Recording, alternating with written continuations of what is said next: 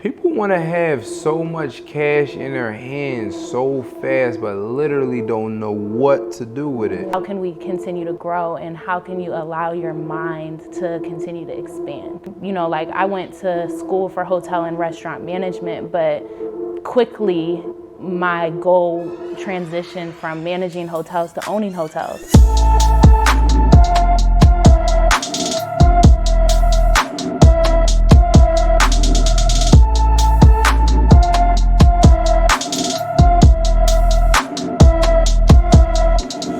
What's going on? What's up? Chilling. How are you? I'm good. How you feeling? I'm good. So, one thing I like to do is I like to give people their flowers early. And one thing I can say about you that I appreciate is for thinking big. Like, some of the stuff, I'm not even gonna lie, some of the stuff you like put out in the universe or put on Instagram or just say to me in general, or say to people, I be like, dang, that's like, she gonna make that move? Like, that's a big, like, it don't, like, it's one thing you thinking like, I'm gonna buy $1 million house, but you're like, yo, we gonna buy $100 million house. I'm like, damn, that's a, but then when I come to realize after thinking about it and talking to you, like, yo, that's really can happen. You know what I mean? It's not the fact that it can't happen, it can happen. But you know how some people, like, especially when we first met, that mindset is like, $1 million is a lot. That's really not a lot. You know what I mean? So the things that you just gotta think big and think outside of the box. But where you think you got that from? Like, just, that's always been a thing, or you like, that can't been over time? Yeah, no, that's a good question. I've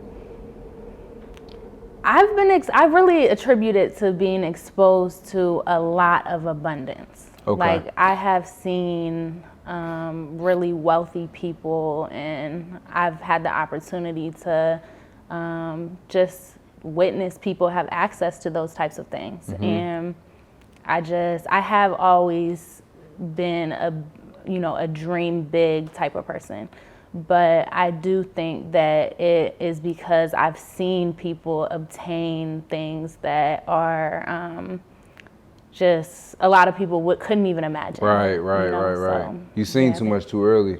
Yeah, I mean, it's just, we deserve that. We deserve the abundance, and it's people all around the world that have access to it. So for me, it's just always been, how can we continue to cultivate more? Right. How can we continue to grow, and how can you allow your mind to continue to expand? Like I went to school for hotel and restaurant management, but quickly my goal transitioned from managing hotels to owning hotels, and then rebuilding. Your mindset went from worker to boss. Yeah, like it's always been that way. Anything that I'm passionate about, anything that I want to have access to, once the door is open, it's like there's 1,000 more doors. Yeah. That's good though, because I feel like people need to start thinking like that. People need to start, putting that in their mind and realizing that, like you said, there's 1,000 more doors. Once that door is open, you just need that little slit, that little bit of belief. And one of the best ways to doing that is, going on social media and looking up $1 million mansions, going to open houses, going to things, being in different rooms, being in different environments to understand that there is possibilities outside of what you think or what your box is. And I feel like you just said, like, that's what I did. That's what I've been exposed to. One of the things, it's funny because one of the things that I want to go ahead and do one day, I said I wanted to do it this year, probably going to end up having it next year, is I want to start like a nonprofit, but it's supposed to be basically like see better, do better. That's the idea of it. So basically, I feel like kids, the real reason why I believe certain kids prosper faster than other kids is because some kids see more than other kids. So you see more, you think more, and you start doing more. So for example, let's say I showed you a Bentley early on, like you're 10 years old, I showed you a Bentley, and you start thinking differently, so you start moving differently. Meanwhile, the other kid never seen a Bentley before, or whatever the case may be is, and then their friend is like, yo, like, there goes the Bentley, they left the keys in the car, let's go take a joyride. That's what happens literally every day. The other kid, I'm like, why would I do that? Like, there's one on my block. or it's one at the school I go to, or it's one like that. Right. So why would I put myself into? So it goes back to you saying like you've seen too much, so now you know too much, so now you move a little differently. Mm-hmm. So you go ahead and have conversations like, yo, why would you want to get $1 million? You get $100 million, and now I'm sitting like, damn, like she's kind of right. Like, I mean, there's people that do own $100 million houses. Mm-hmm. So I think that's key, and I think that's dope that you think like that. But now the flip side of that though that I like that you do is like, why do I have to own $100 million house? Why not we own $100 million? Right. And I think that's what's hot, because now you're like, okay, how can I get into capital raising, group economics, partnerships, to where we all can own this $100 million house? We can split Airbnb, like whatever we want to do. How did you get into that? Because obviously you already been thinking big, but how you transition to like, let me get everybody to think big? Yeah, that, the partnership project. It's funny because I seen your shift in your eye. You like, all right, dang, this. I felt that's deep. Yeah, it's crazy. I think that the main motivation behind exposing people to the opportunity was when I realized that it was the solution to breaking the cycle of poverty and creating generational wealth. I've always been an advocate of working with people and strategic partnerships and aligning yourself with people that can collectively assist you with pushing your agenda forward. But I realized like the real solution to breaking the cycle of poverty is us coming together and building our wealth together. And that's the only way that we're going to bridge the wealth gap. And it's important, for me, it's like, I don't want to just be good. I don't want to be by myself in $100 million house. Like, I want my family to have a portfolio of estates. Like, when you look at really wealthy people and what they have access to, typically it's not, a portfolio just for themselves. Right. They're putting an infrastructure together for their family to be good for generations and generations and generations, and they're going to like the family compound. Yeah, so no, seriously. For me, it's like, like I just want access. Mm-hmm. I don't need to own 100% of every single thing, but I want access. I do want the mansions and the yachts and the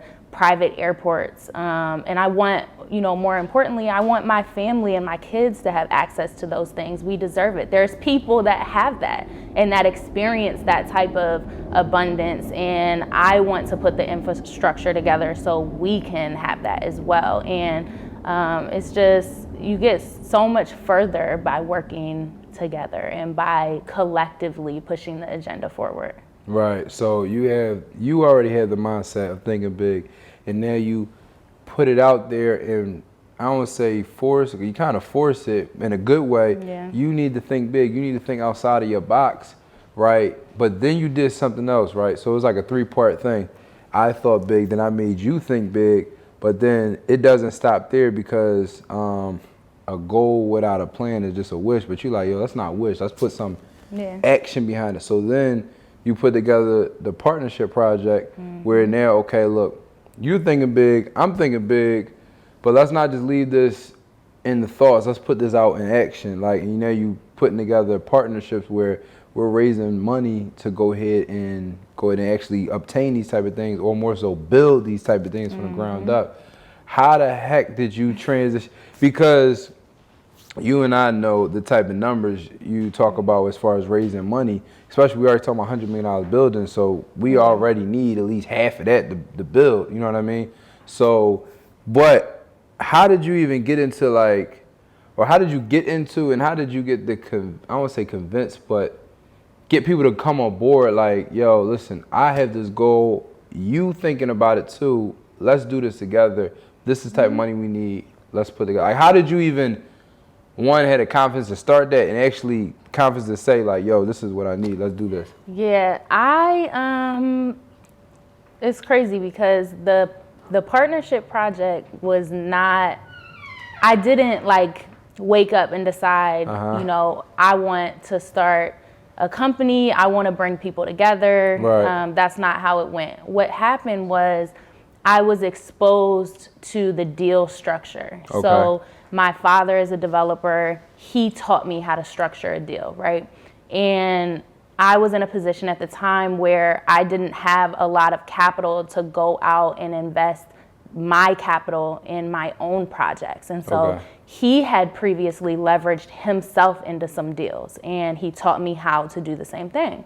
So, you know, I had a good understanding of the value of inner city underserved communities. That's where my family members had invested before. So I had a good grasp of the fact that Black neighborhoods are gold mines. But what I was not in a position to do was take my own money and go invest them, you know, my resources into Black communities.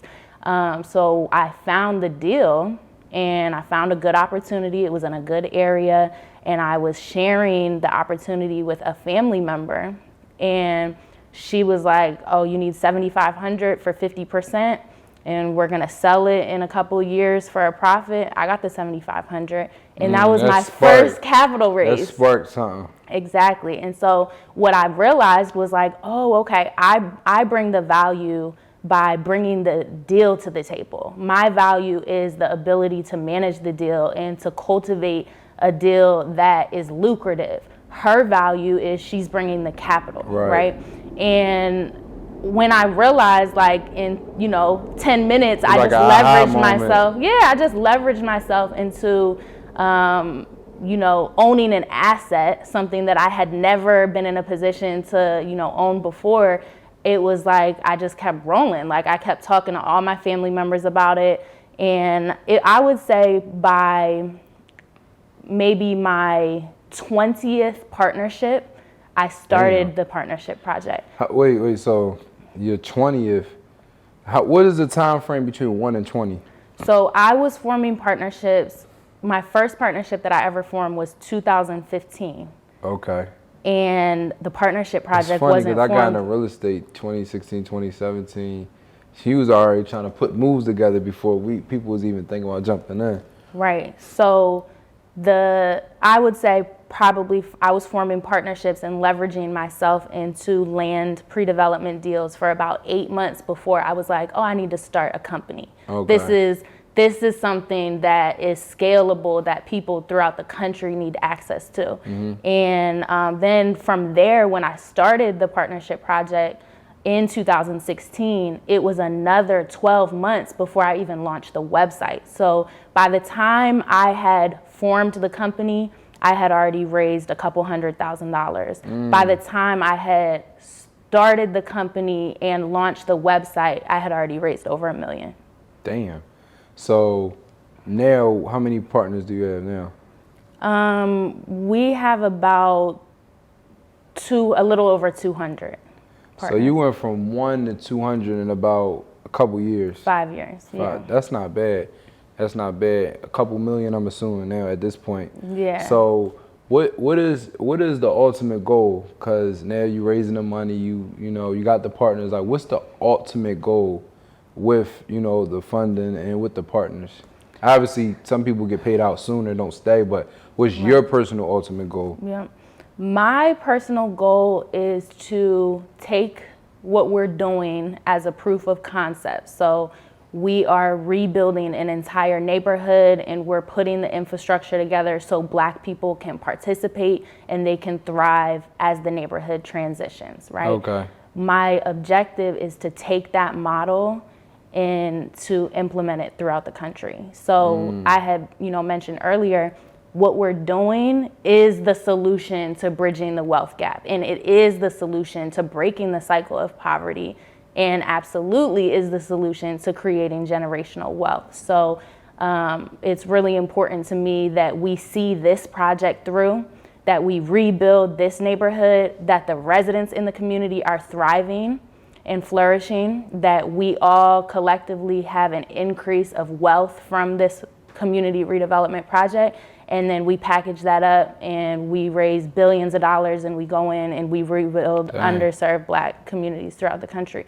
It's needed. there's dozens and dozens of neighborhoods that are suffering, that lack goods and services, that lack affordable, good quality housing, safety and security, home ownership opportunities, healthy food, all of those things. And we have incorporated all of those things into this project, and it's a matter of getting the proof of concept done, right, and being able to, on a larger scale, right now we show investors individual projects to participate in. What I visualize for so somebody this, can go and buy into specific deals, specific projects. exactly. And what I visualize for the next phase is to fly investors in that might have 100 million, 250 million, and say, look, you see this neighborhood, it was underserved.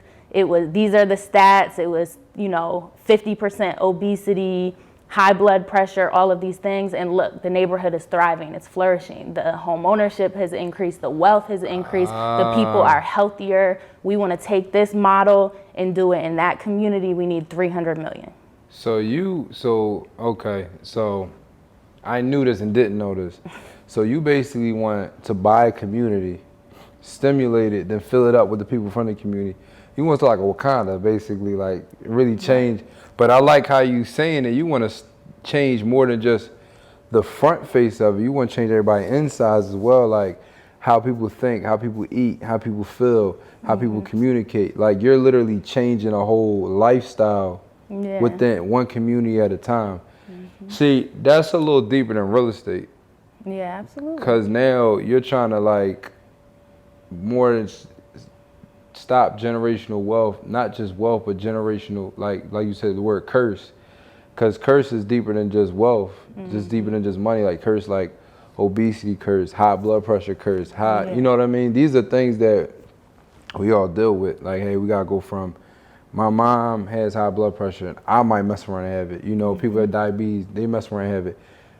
Parents poor, then you might mess around and poor. So you're trying to like chop that whole thing and fix all of that. I never heard nobody say stuff like that or try to do it on that level. So now you want to basically put in that community like different programs outside of just wealth, but like food programs and just like mental programs and stuff like that. Everything.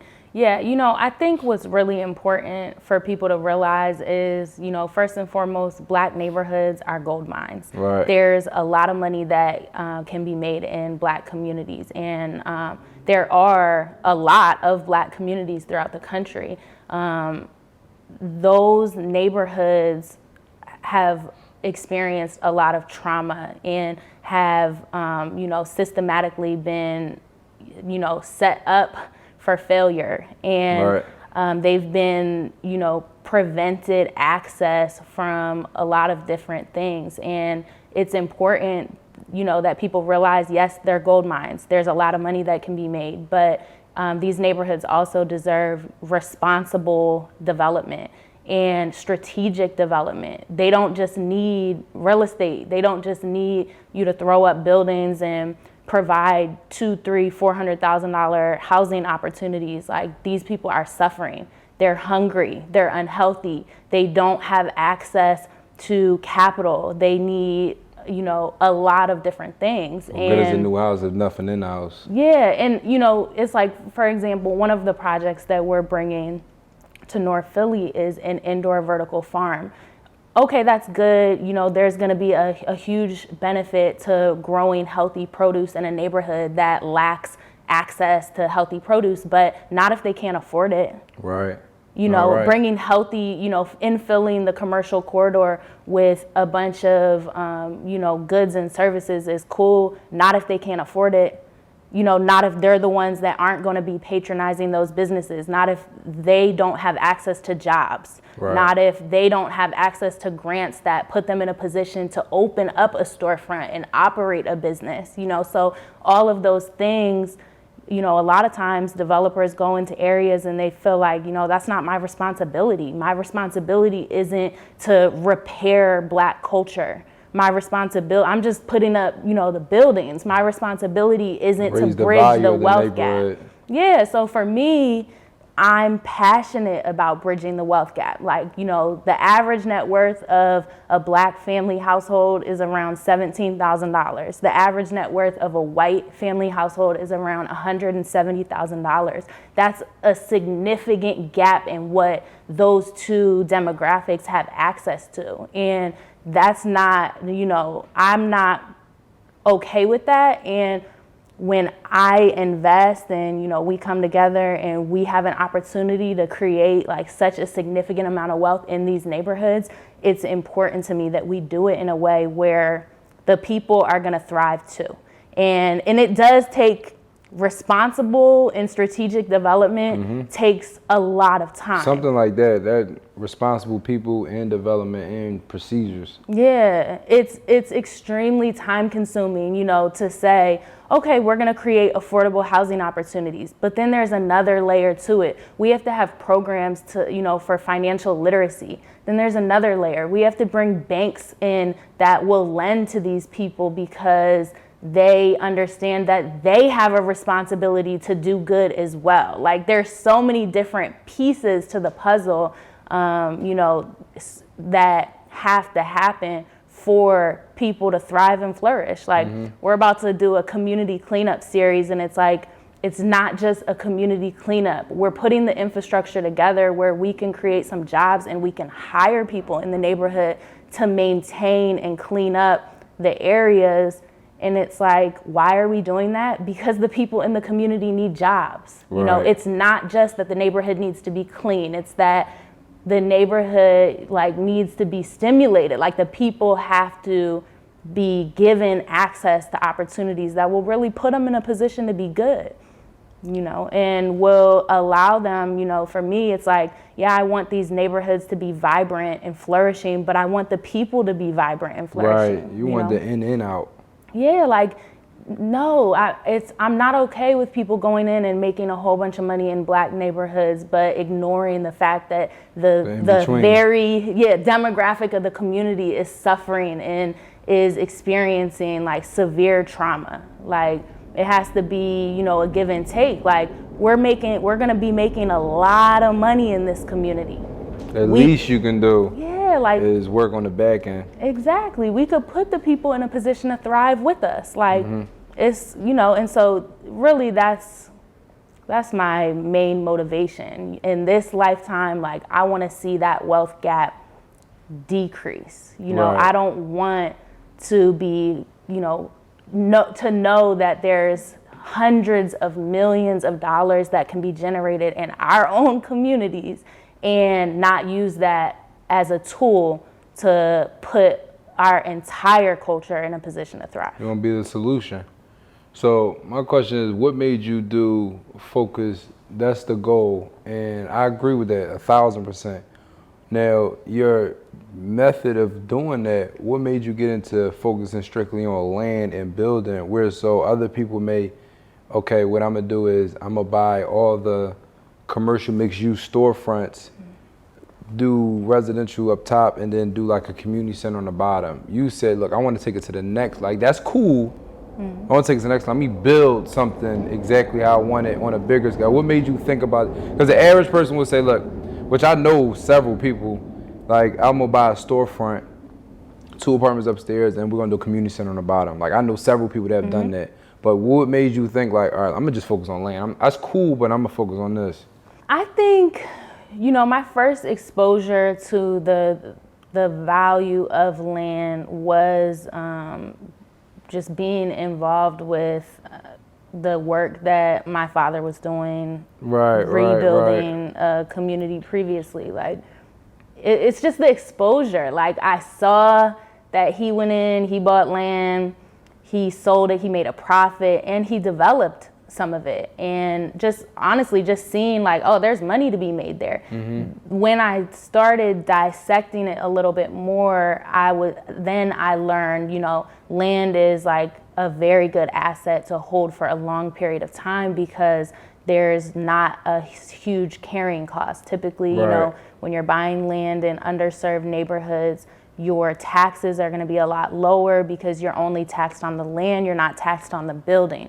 And you're going to get the land for cheap. Exactly. Also. You can get the land for cheap because it's the land, it's not the land in the building. So there was, there were a lot of benefits that I learned as I stepped into the space and I started, doing more research.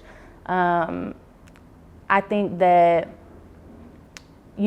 I think that what was really important for me is understanding where we are as a culture and understanding that, like, if what we're working with is not a lot of resources and not a lot of capital, it's so important to put ourselves in a position where we're able to, thrive with our investments, and we're not, we're not putting ourselves in a position to lose site control. And that was something, with that I made a decision to do with the capital raises.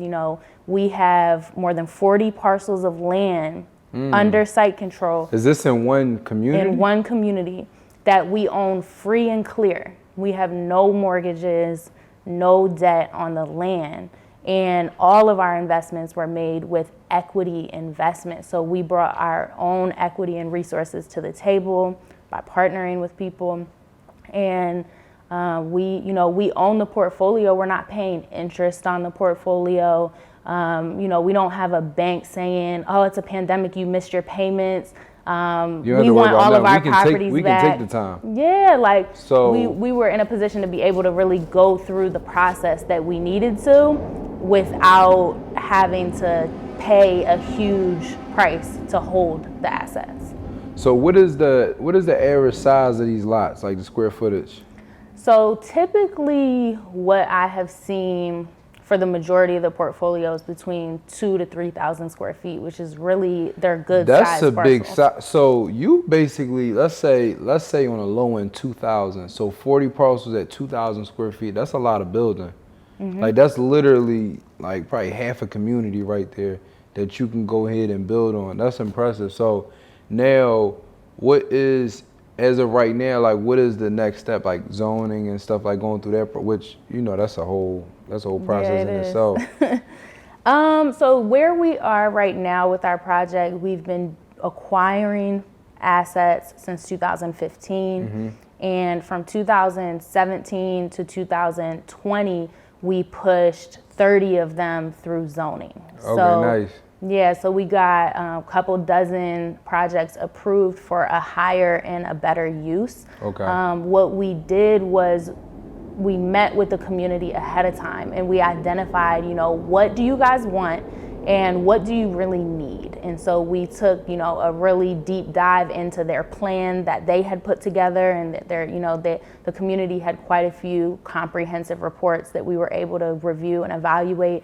And we took their plan and their feedback and we went and, created our own with their, the information that they provided. And, it's been years. It's been a process, but we had a lot of success once we got through the zoning process. The community supported every single project that we had. It was not easy. That's literally was my next question. Like, how was it talking to them? So some people are hard with change. Yeah. A change like that, I'm buying your community, but trust me, I'm going to rebuild it for you. The right way, yeah. That's hard. That's a lot of trust to put in somebody. It was.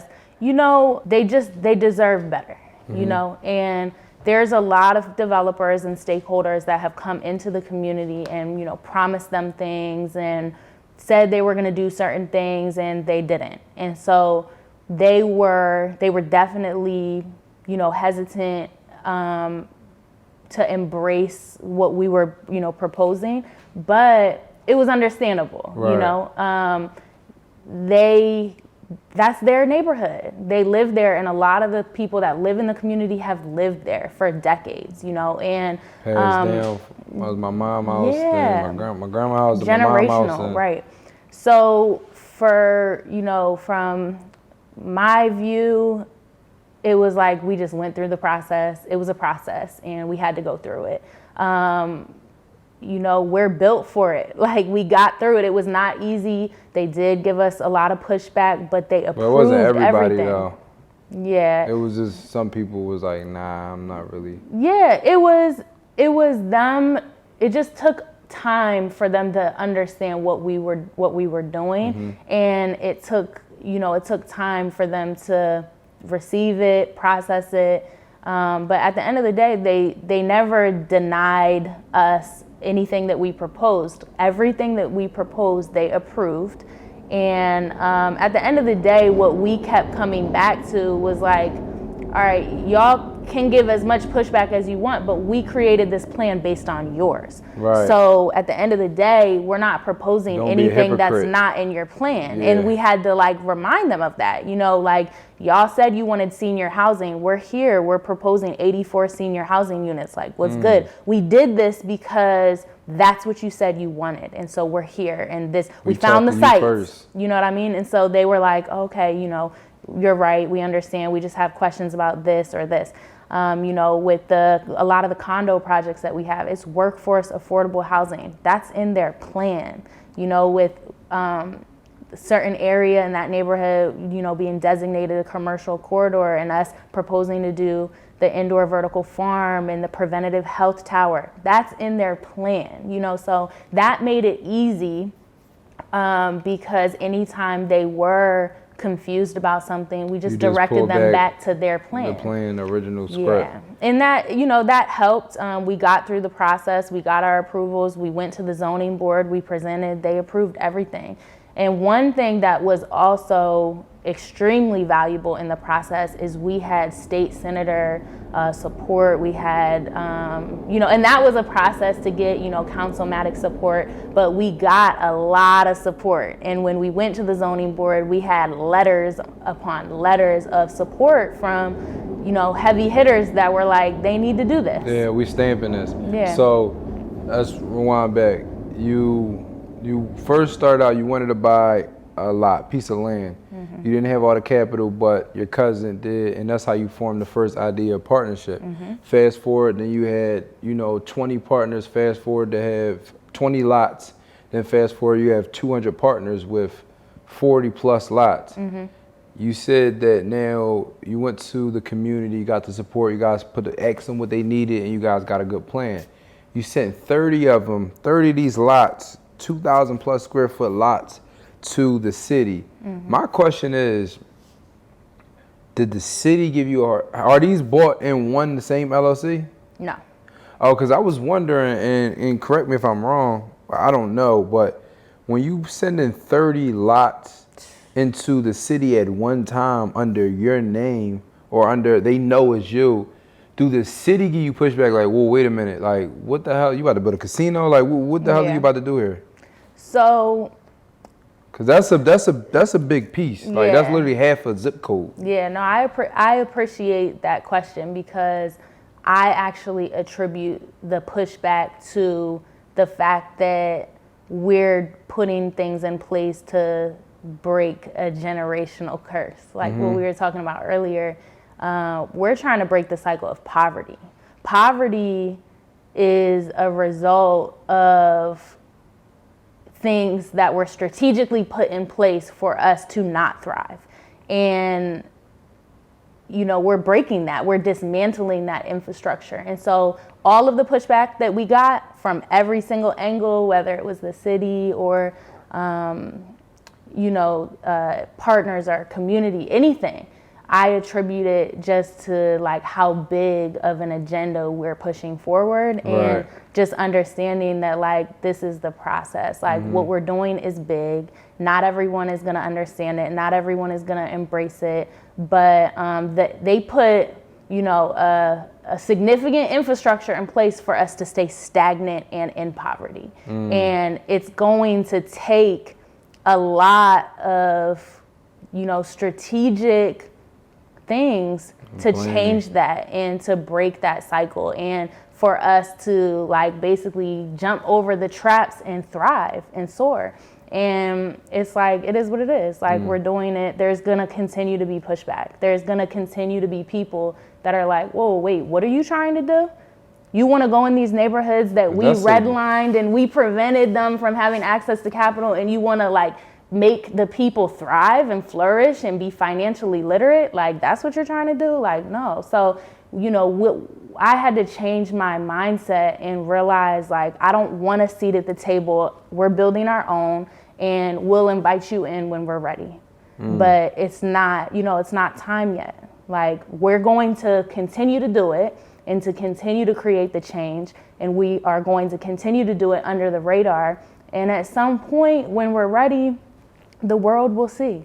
Right. You know what I mean? But they will see it when will. they can't do anything to dismantle our work. Right. So it's just, it's just a process. Right. Yeah. Like, when you're put here to create such significant change or to be a leader in your family, you have to just do the work. Like, your family, like, even if you use that as an example, you're here to break the cycle of poverty in your own family, not just Black culture, but your own family.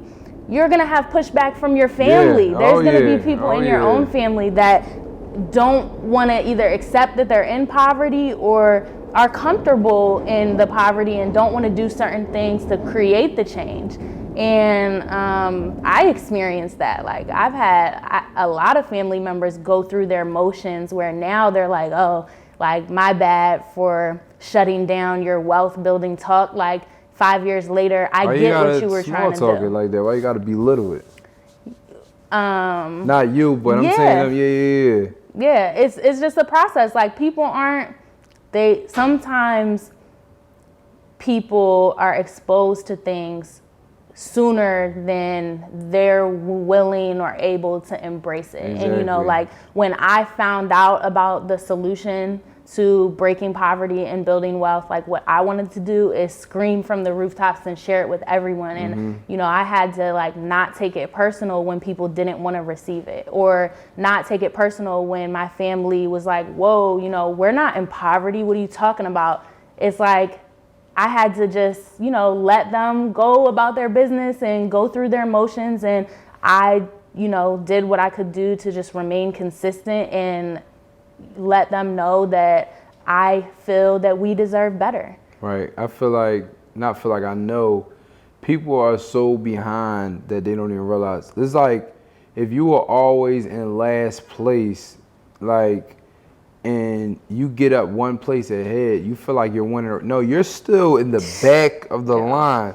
Like, you made it one step closer, but you're still in place 100. It's still first place. Yeah. So I think people are so behind it, they don't even realize. And also, the way the mind works, this culture, community, human race, unlike people like us, where we change our mindset, we automatically think negative. So when someone sees something or hears something that they're not 100% sure about, or is new to them, they automatically think negative. Like, what's that? Like, So when you having these conversations with them and they don't understand it, it's just like, what is she talking? Like, what? Instead of saying, like, that's interesting, what can you explain more? It's like, what is that little thing you talking about? No, it ain't no little thing. This is a whole change. Like, you're going to see me from another neighborhood being built. So I think that's decent. My question is, now, with it being so large now, and with it growing to being even larger, are you more specific with your partners now, or is it still like, my cousin got $7,500, she can just join in? Right.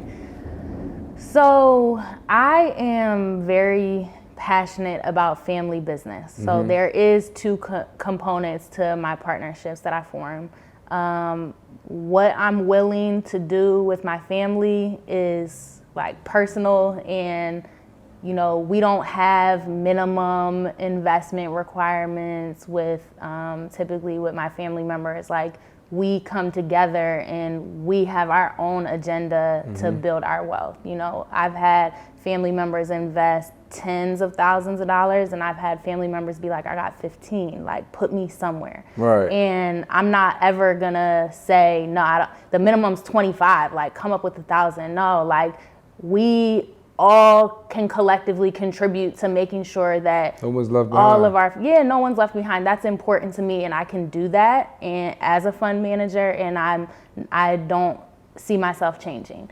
From a business perspective, I partner with like-minded individuals, and I don't just work for the long game. Yeah, it's like, we're building generational wealth. Like, you got to align yourself with people that are not going to botch up your plan. Generation. Yeah, Keyword, it's generational. Generation exactly. is not 1 year. No, exactly. And, so there's the part of the process where, I'm working with like-minded people, and we're able to package up our process and just share it with the world. So that's what I want to do. I don't have to partner with everyone to bridge the wealth gap, but the model has to be shared with everyone. And so the like-minded partners that I do own assets with and that are collectively assisting us with pushing this agenda forward, we all care about massively educating our culture in Black communities. And, so that has been a process of how can we package this up and distribute it so everyone has the model, everyone sees the value in partnerships, everyone knows how to form family businesses, and everyone has the tools to break the cycle of poverty and create generational wealth. So that is more important to me, is to get the information out there. I don't recommend that anyone just partners with everyone and anyone and everyone. Just because I think that we all are so valuable individually, and we all bring so much to the table individually that there's like no possible way that everyone could be in alignment with that. Right. So whatever your goals are, partner with people that have similar goals that can help you push your agenda forward. If you partner with people that are not like-minded and they don't care about the same thing, they're gonna slow you down. They're gonna stress you out. They're gonna put you in a position where now, like, you're troubleshooting when you could be working together to create the change and to build the wealth. Now you gotta walk them off the ledge and help them, and they in it for just a quick flip when you're in it for the long term. Exactly. So one thing that I don't want to say we skipped, but we didn't talk about, which now I'm thinking about. So you went from one deal, right, to now 40 plus. How are you finding these things? Yeah. That's a lot in 5 years, it's a lot of pieces of land. Like, how you find, where did all that come from? A couple of different strategies. Sheriff sales. Okay. We definitely acquired a handful of sites. That's crazy. From the sheriff sale. Nobody talks about that. Like, you hear people talk about, using MLS, using realtors. You talk about people using wholesale strategies. Talking about my parents just had a lot, or it was a house there, and I just gave it to me.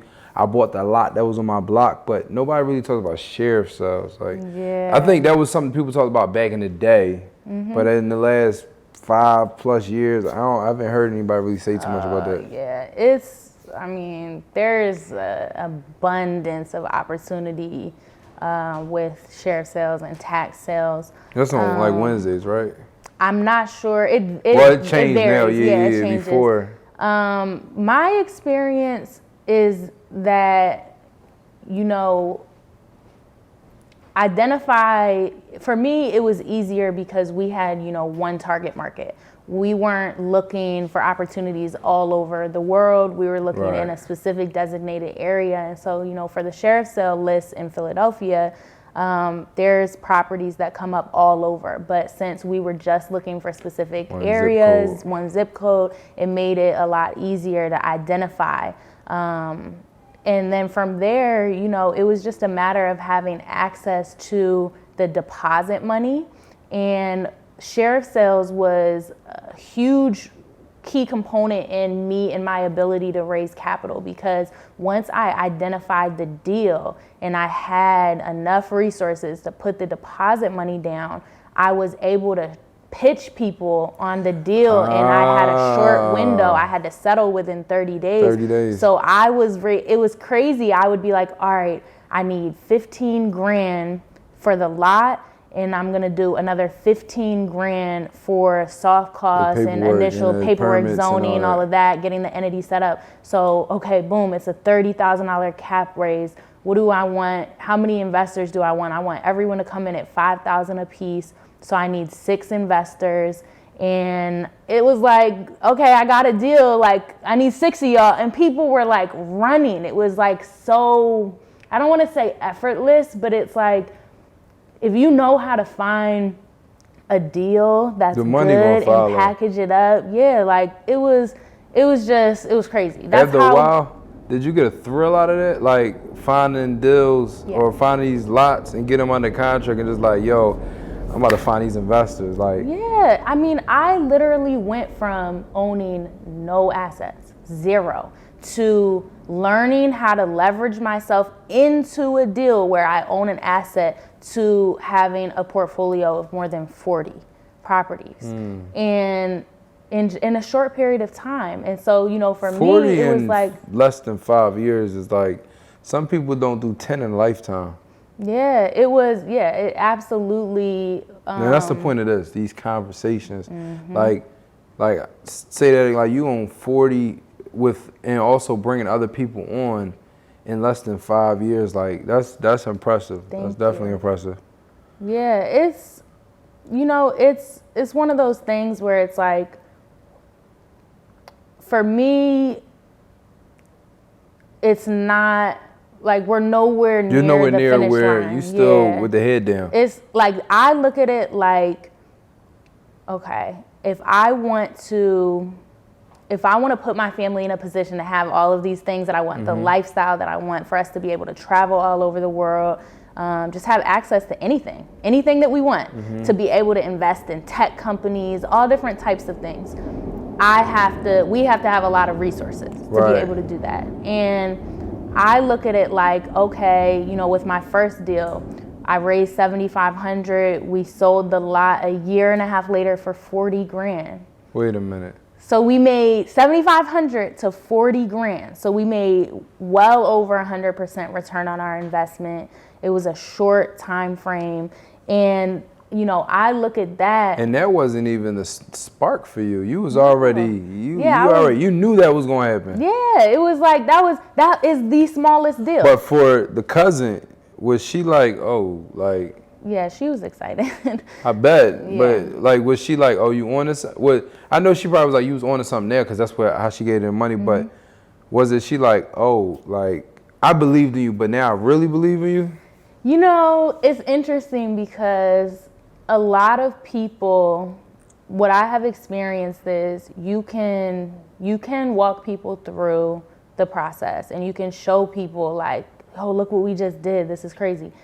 But not everyone, even if you show them and you hold their hand and you walk them through the process, sometimes people are still not gonna fully understand the impact. For example, there's probably the craziest deal I ever did was the senior housing project to date.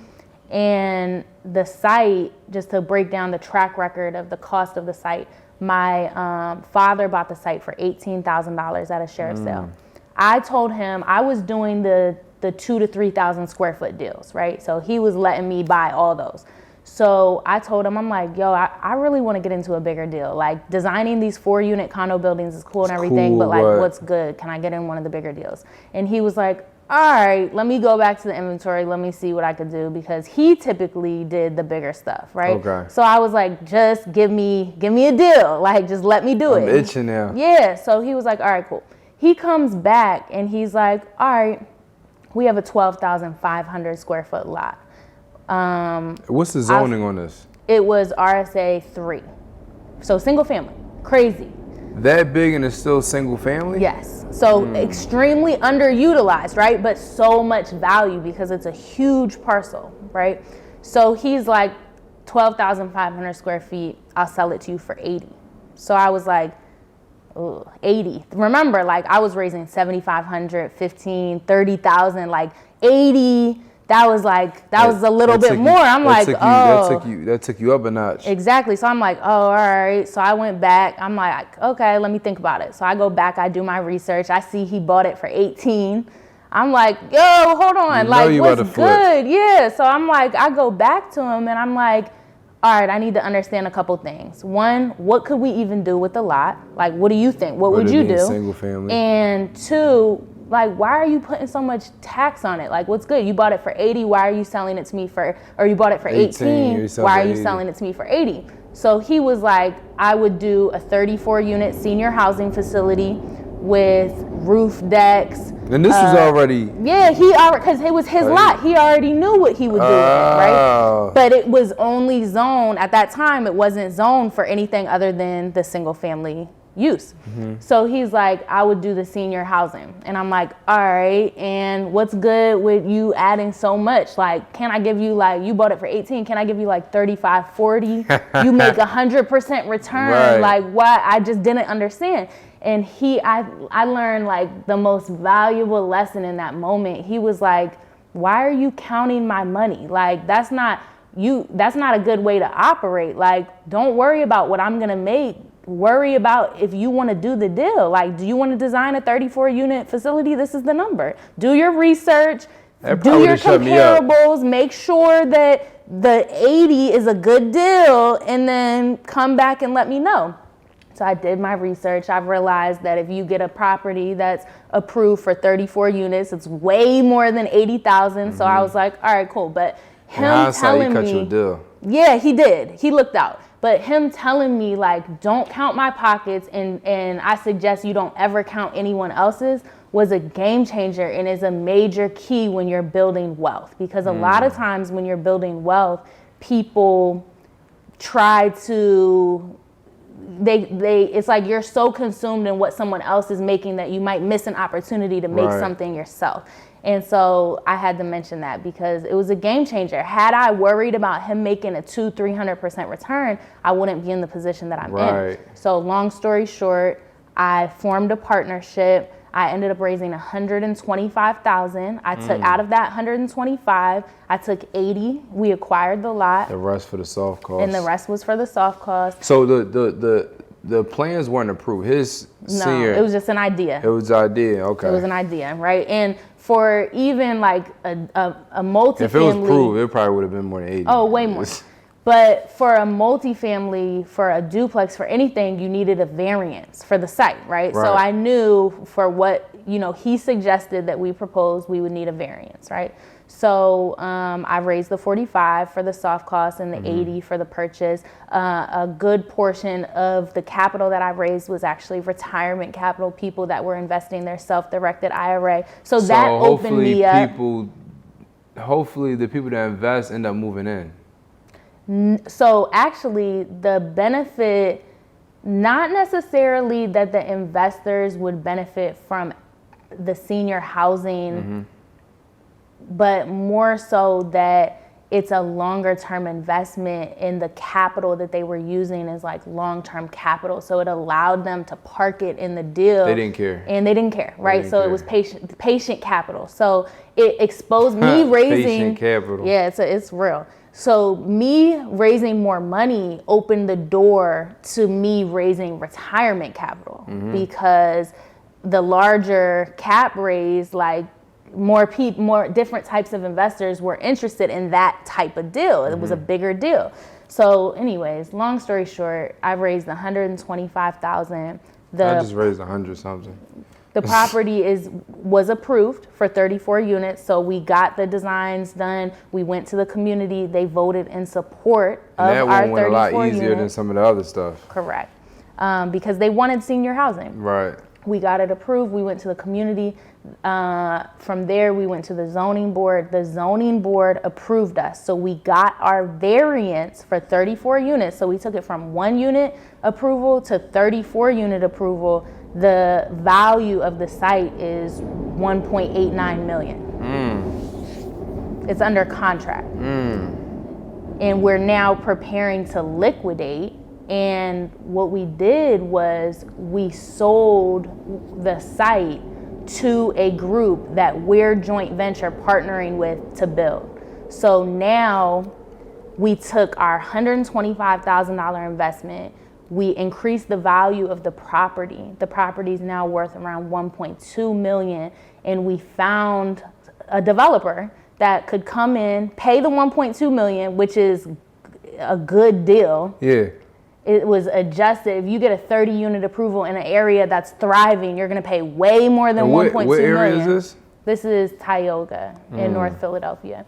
So we went from 125 to 1.2 million. And the real generational wealth process was to not just build that wealth and then be done with it, but to do it in a way where we're joint venture partnering and we have the opportunity to continue to participate. So when we sell, you're keeping a piece of the equity. Yeah, well, we're taking our capital gains and we're reinvesting into the construction. Oh, so now it's a tax play too. And not only are we taking our capital gains and we're reinvesting into the construction, but we put an opportunity zone fund together. So we're actually reinvesting into an opportunity zone fund that will allow us to not pay any capital gains tax on those gains. So it's a win-win-win. Win-win-win. Now, So I'm it's sorry, crazy. go ahead. No, I was just gonna say, you know, if you look at it, like you take 125, you create 700,000-800,000 in capital gains because there was some expenses. So Right. the 1.2 isn't all profit. Right. You take 700,000 in capital gains, you turn the 700,000 into 1.4 million, you turn the 1.4 into 2.8. Now you have millions in capital gains, and because we're deploying it into the opportunity zone fund vehicle, we're not going to have to pay any taxes on those gains. So my question with the investors now, they're going throughout this process, going throughout this move. Is there an exit option at that middle cash out, or like when you in all the way to the end? Yeah, absolutely. So the way that I structured... When you do that, when that cash out, that middle phase, when you're like, hey, we got an opportunity to get some money out, do they have opportunity to do that, or like, hey, you sticking to the end? Yeah, so the way that the majority, I would say 95% of all of my deals were structured was it was one cycle. So we raise the money, we bought the asset, we get the zoning, we liquidate. Okay. Everyone gets their original capital back plus their return. That's how I structured the deal. As the neighborhood community redevelopment project began to grow and my goals became more sophisticated, I started structuring the deals a little bit differently. I was doing longer timelines, and I structured them to have multiple investment cycles. And that was because I really saw the value of having the opportunity to reinvest the money. So for example, say my initial portfolio of 10 properties, we spend $500,000 on 10 properties, right? We take that 500,000, we turn it to 1.5 million in 3 years, and now I have to pay that 1.5 million out, right? I got to give all of it back to the investors because we ended the cycle and I got to return the money. Well, now we just pulled 1.5 million out of the community, and it's no guarantee that those people are going to reinvest those resources back into the community. When you're doing projects where you have like a longer term goal in mind, like you want the neighborhood to thrive, really stay a part of you it. need them to continue to participate. So I structured, within the last couple of years, my deals changed from, everyone having an opportunity to being invite only.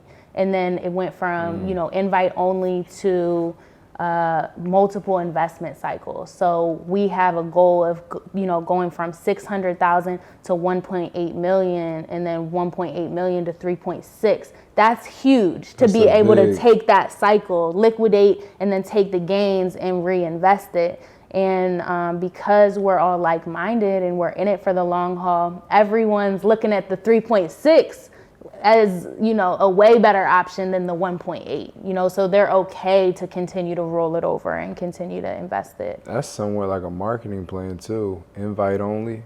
Yeah, all of now I would feel like I want to be a part of this because it's like, one, it is cool and it is something like long term, it is something that's really worth doing, but now it's like, okay, I'm a part of this specific capital raising group. I'm a part of something really decent, and you can't be a part of it. I got the invite. That turns into like a whole back end, like a marketing plan as well.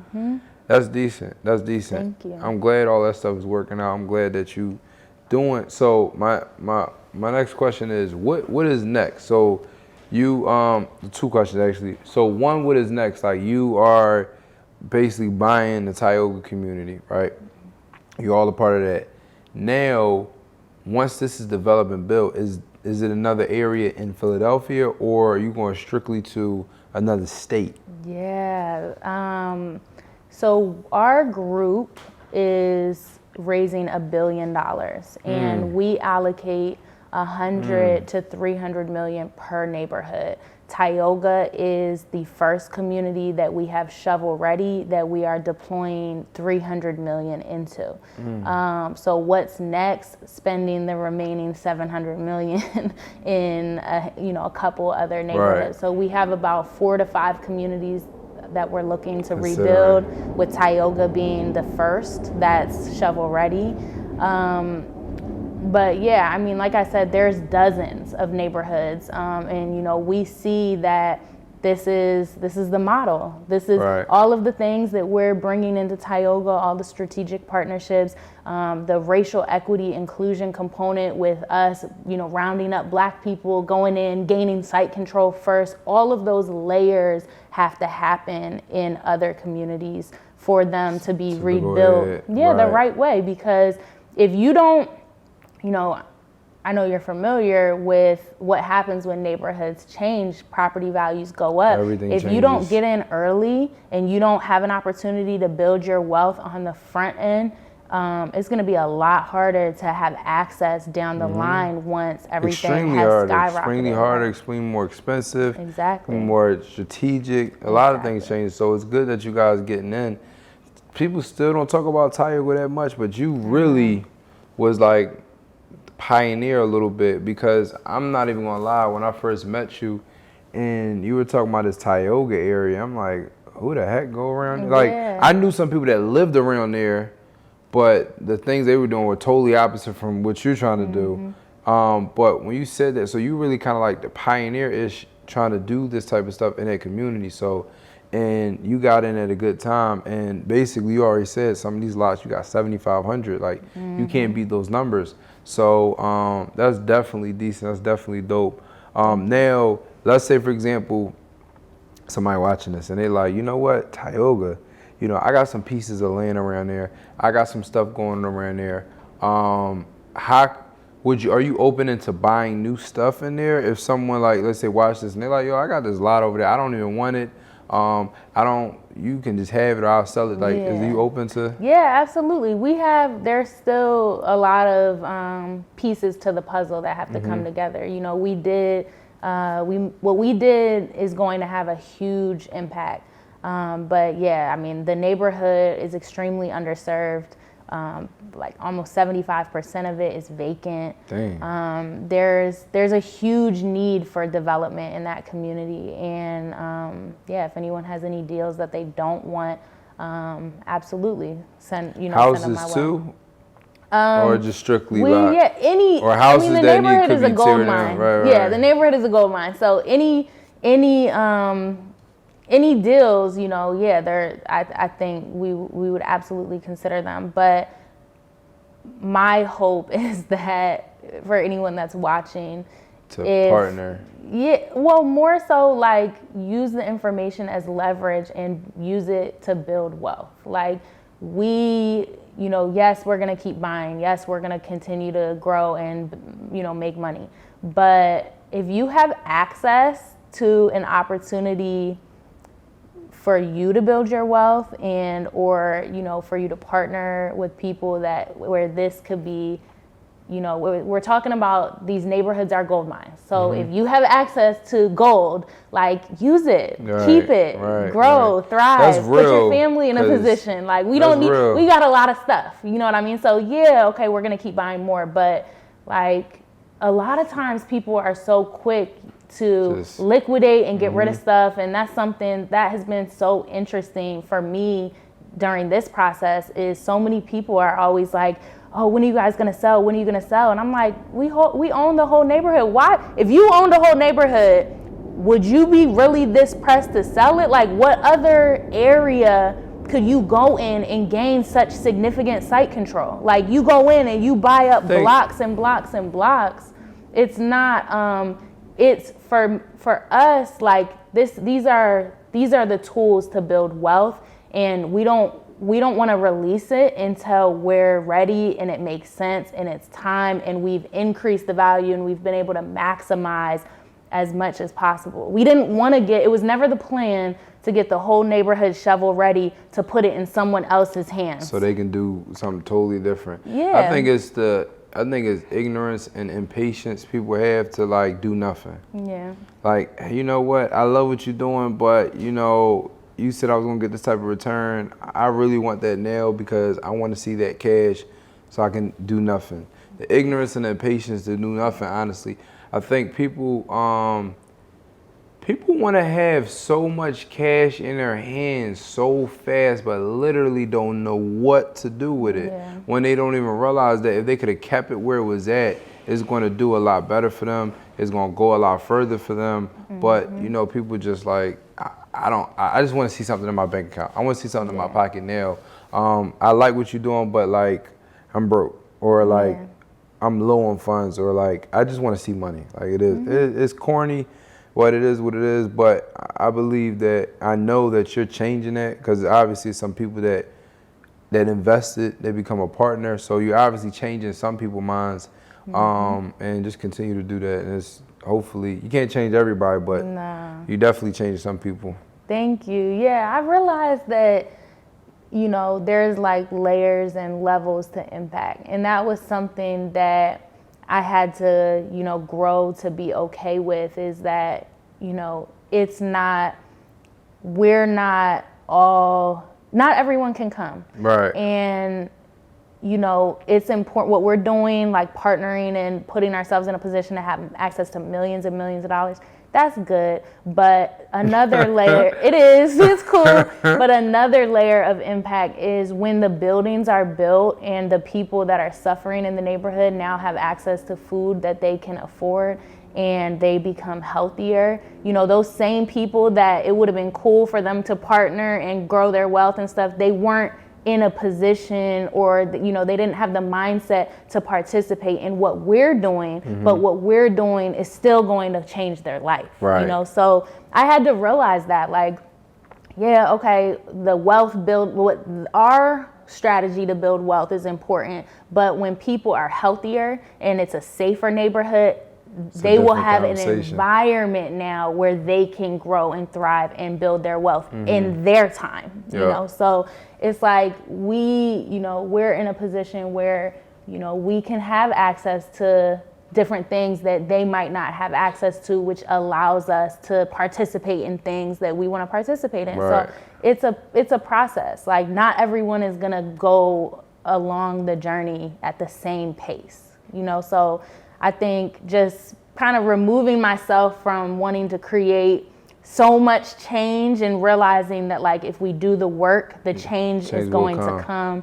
Yeah, it's a trickle down effect. You know, we have to rebuild this neighborhood so the community can become better, and they, you know, they're not walking out and seeing garbage everywhere and no food and no jobs, and their house, you know, their roofs are caving in. They have no resources to repair their homes, like that type of thing. You know, when those things are addressed, they will be in a position, you know, they'll be in a better position to embrace some of the wealth building, you know, opportunities that will be available. Be a part of further. I like that. So I definitely appreciate the conversation that matters is, you know, thinking more so. I appreciate you for thinking big, but not only for 3 parts, for thinking big, forcing people to think big, but not also just forcing them to think big, but actually giving them an opportunity to do big. That's the part that a lot of people don't do. They talk about ideas, they pitch ideas. I don't even say pitch, they talk about ideas. They brag about the ideas that they're having, but nobody brings anybody or offers opportunities for people to be a part of those ideas, especially ideas like this. You know, the numbers, it was nothing less than an M you were saying this whole talk. Like, we're talking 100 million, billion, 500 million, 50 million. Like, these numbers are crazy that people can't even think about even seeing. So for someone to say and confidently say, I'm a part of a $100 million project, that talk right there, even before the money is clear, the check is clear, that type of talk, speaking it out, can really help change somebody's mind. Like, I'm a part of a $100 million project. I already feel confident. I already feel like a new man just saying that type of stuff. So appreciate for putting people in that type of position. Thank you. One thing is, three things more so. How can somebody just follow you in general, just follow, even if they don't have the money right now, or they're like, I'm not 100% ready to be a part of it, but I just want to follow and support it. Where can they tap into you at? Follow me on Instagram, Faithfully Wealthy. My website is thepartnershipprojects.com. We have a lot of free resources It's an on asset the website. in the projects, right? Yeah, All right. yeah, thepartnershipprojects.com. If you go to the links section on the website, we got a lot of free resources from retirement preparation to family business to generational wealth building tools. So yeah, definitely tap in and access the information. There we go. Somebody they like, look, I hear what you're saying, but I don't want to keep my goal. I want to sell it to you. Like, same way, just somebody DM you like they got a deal in Tioga. Yeah, absolutely. All right, awesome. Well, appreciate you. Good luck with everything, and I'm glad that I'm a part of, what you got going on as well. Yes, thank you. Awesome. I appreciate that.